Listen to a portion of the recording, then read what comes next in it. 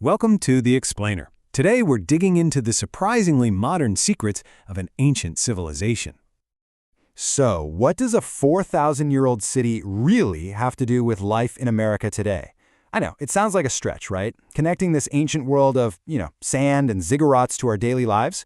But stick with me here, because as you're about to see, the blueprint for how we live might be way, way older than you think. Okay, so to even start to wrap our heads around that question, we've got to go back to the beginning. We need to understand what made Babylon even possible, and it all starts with the land itself. So let's dive into Section 1, the land between the rivers. All right, so Babylon's story kicks off right here, in a place called Mesopotamia. And the name itself gives you the biggest clue. It literally means the land between the rivers. We're talking about the Tigris and the Euphrates. These two rivers created this amazing fertile crescent. You see, their seasonal floods would dump all this rich soil onto the land, making it the absolute perfect spot for agriculture, and well, the perfect cradle for a great civilization to be born. And really, for Babylon, location was everything. It was about 50 miles south of where modern Baghdad is today. But it wasn't just a good place to grow crops, it was a natural crossroads, a hub.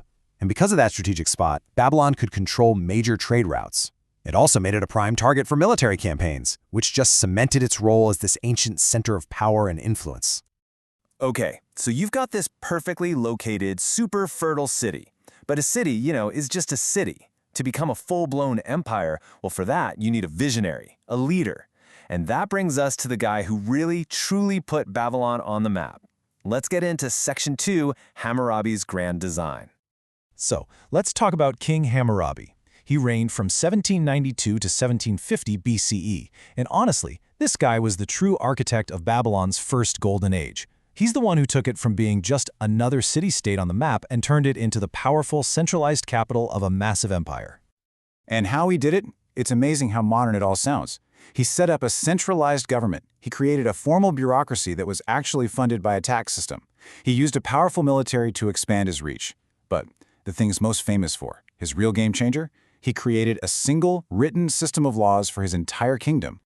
Yeah, the Code of Hammurabi. This wasn't just, a list of helpful tips. No way. It was one of the world's oldest and most complete written legal codes. And it brought this totally revolutionary idea to the table: public law. Think about that. Justice wasn't a private thing anymore, like a family feud you settle on your own. Nope. It was now under the authority of the state, put out there for everyone to see and, more importantly, to follow. And what's really fascinating is that its whole purpose was spelled out right there in the introduction. The goal was, and I'm quoting here, to cause justice to prevail in the land, that the strong might not oppress the weak. Just pause on that for a second.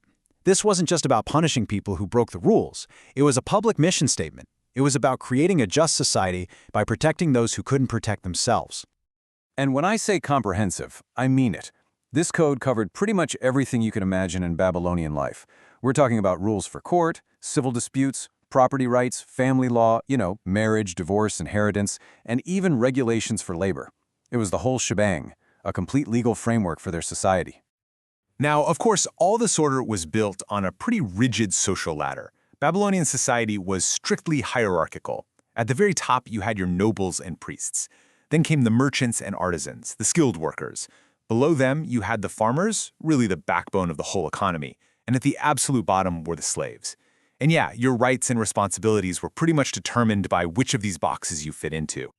But here's the thing. Babylon's influence didn't just fizzle out when Hammurabi died, not even close. Its legacy turned out to be incredibly resilient. And that brings us right into Section 3, an enduring cultural hub.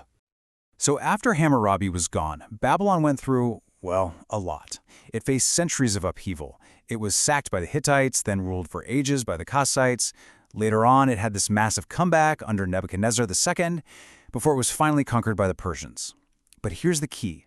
Through all of that, through all the invasions and new rulers, the city itself remained this incredibly important center for religion, politics, and knowledge. And what's truly remarkable is that even when foreigners were in charge, Babylon never stopped being this powerhouse of knowledge. It became especially famous for its super advanced math and its incredibly sophisticated astronomy. Their scholars were meticulously observing and mapping the stars long before many others. Okay, so let's circle all the way back to that question we started with. We've seen the blueprint of Babylon, right? So how on earth does any of this echo in our world today? Let's find out. Section 4. Ancient Echoes in America.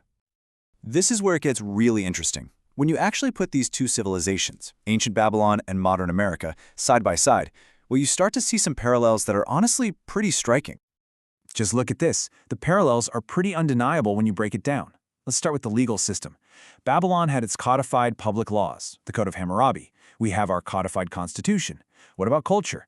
Babylon was this bustling, cosmopolitan city, a real melting pot of its time thanks to all the trade. Sound familiar? And it goes on. Both had large, planned cities, both had centralized governments with, you guessed it, bureaucracy and taxation. Even religion. I mean, yeah, we have separation of church and state, but you can't deny that religion still has a huge influence on our culture and policy. In Babylon, it was used to legitimize the rulers. The echoes are definitely there. So what does this all tell us? It suggests that the core problems of running a big, complex, diverse society, they haven't really changed all that much. Things like public law, bureaucracy, figuring out how to manage a mix of different cultures. These aren't new ideas we just came up with. They're ancient. They've been around for nearly 4,000 years. And that leaves us with one last big question to chew on. If the blueprint for civilization really is this ancient, what does that say about our future? About us? Are we actually building something brand new here? Or are we just the latest tenants, living in a house built on a very, very old design? It's definitely something to think about.